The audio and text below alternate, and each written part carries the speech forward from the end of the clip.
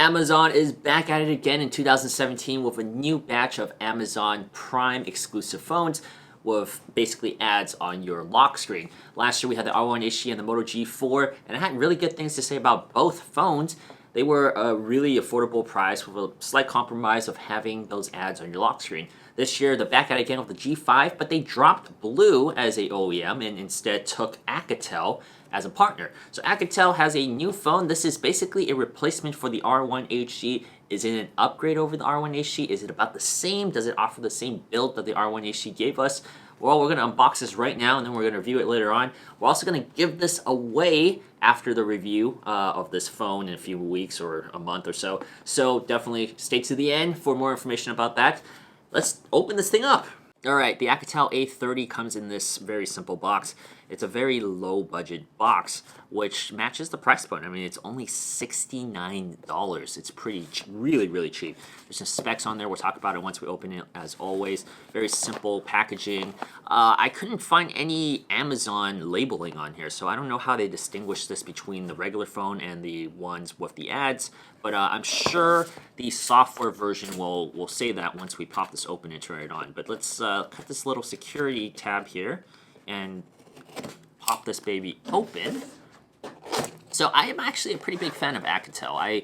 I've always been a fan of their design. I think TCL also makes some really understated products that people don't really pay attention to here. But they do some really good offerings for a really affordable price.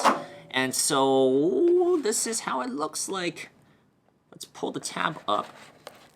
It looks like, okay, it looks like this is the phone. So I thought this might have been a case or a bag, but this is actually the phone right here. Phone in a very colorful covering here. We're going to peel that off, but let's actually slide this off here so you can take a look at it. Wow, okay, so the first thing you notice is, of course, the back. The texture on this back is pretty unique, but we'll talk about it. Oh, wow. I'm actually pretty... This feels much better than I thought it would. But let's set this aside and finish the opening of the box first. Let's peel this tab. We have the warranty and the guide as always. And then we have there's nothing else, just a charging brick and the cable. The charging brick is a standard charging brick, nothing out of the ordinary. We have the Alcatel branding here, charging brick. And is this a USB-C port? I do not believe so. I think it's a micro USB. Yes, it is a micro USB. All right, so we have the A30 here. This is a pretty decent feeling phone, actually. But we're going to take a look at the specs really quickly before we talk about the hardware. We are looking at a Qualcomm Snapdragon 210 processor with 2 gigabytes of RAM. So this isn't even a mid-end phone. This is a pretty low-end phone. But I do have some expectations because last year's Blue R1 HD actually performed really well. So that is my standard bearer. I'm going to be name dropping some other $69 phones in here for comparison. I feel like it is totally in the realm of possibility to do that now that we have a particular expectation. There is no excuses for bad performance now. We've seen good performance in this price point.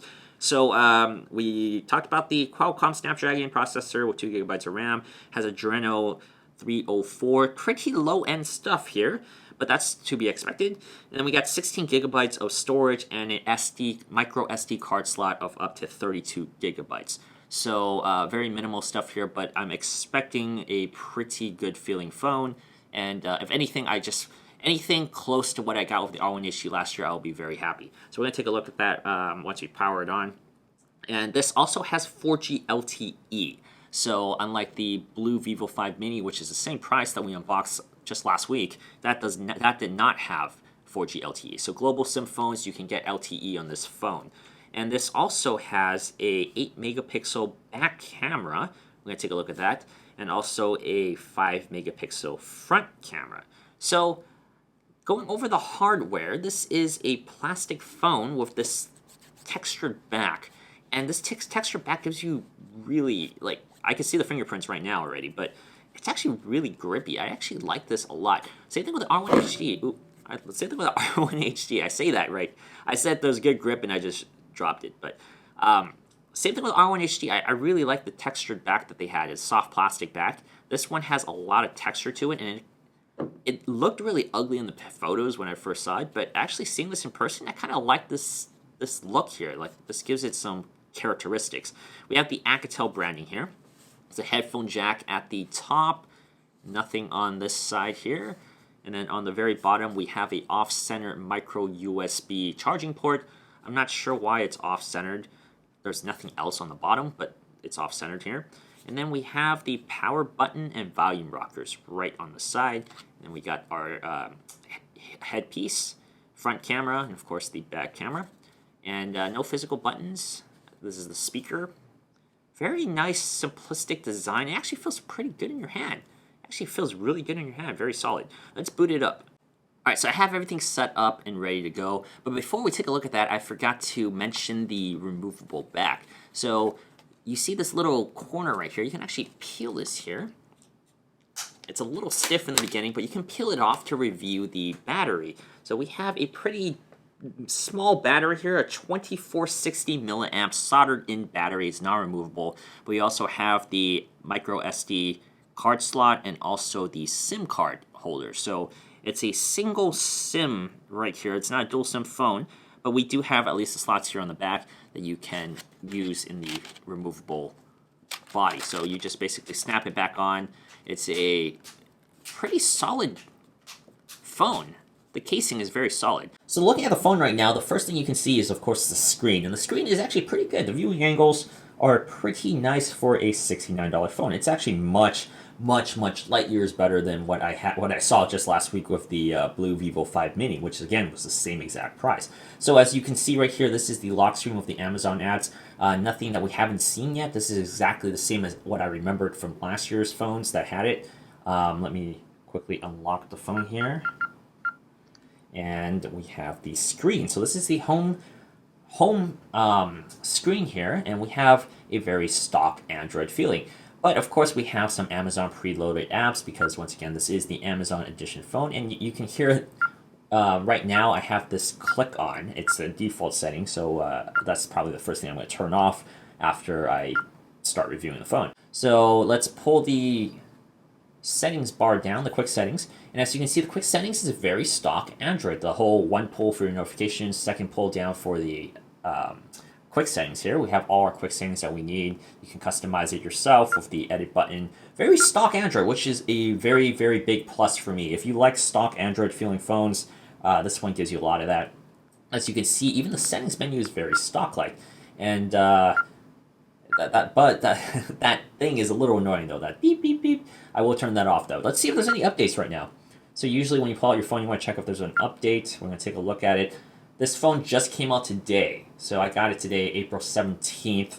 I pre-ordered the phone, so I think I should be one of the first batch of people who get some. So we do not have an update. We are running Android 7.0 Marshmallow. For a $69 phone, we're running Marshmallow. That is very nice. We have the cat thing right there. We are indeed running Marshmallow. Once again, I'm making comparisons to $69 phones. But last week we unboxed another $69 phone that came out just a month or two before this, and that did not have Marshmallow. It had it did not have Nougat. It had Marshmallow. Did I say Marshmallow? This is Nougat. I am so sorry, guys. Android N, Nougat. So this had Nougat, and that one had Marshmallow. This is the lowest brightness setting here. So it does get pretty dim. And at full brightness, yeah, I still don't think it's too bright. It doesn't look too bright to me. So I think I might have some trouble with this in broad daylight. We're going to take a look at that once I start using this phone out in the wild. So other than that, all the apps, everything seems very stock-like. And I don't think there's a lot of... Oh, yeah, you know what? Let's also take a look at the storage. Let's see how much storage this phone has been using right off the bat. Since I don't have any apps installed yet, we have 5.35 gigabytes of storage already used of the 16 gigabytes. So you can't throw in an SD card, but you have about 11 gigabytes, slightly under 11 gigabytes to play with, to download your apps and stuff. So we are definitely going to take a look at that. 2 gigabytes of RAM should be fine on this. We are also going to open the camera up. So let's take a look at the camera.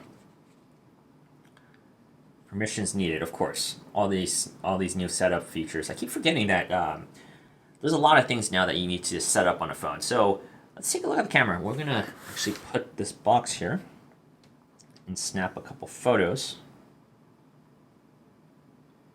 Okay, so the shutter seems to be pretty fast. Autofocus seems to catch on pretty quickly.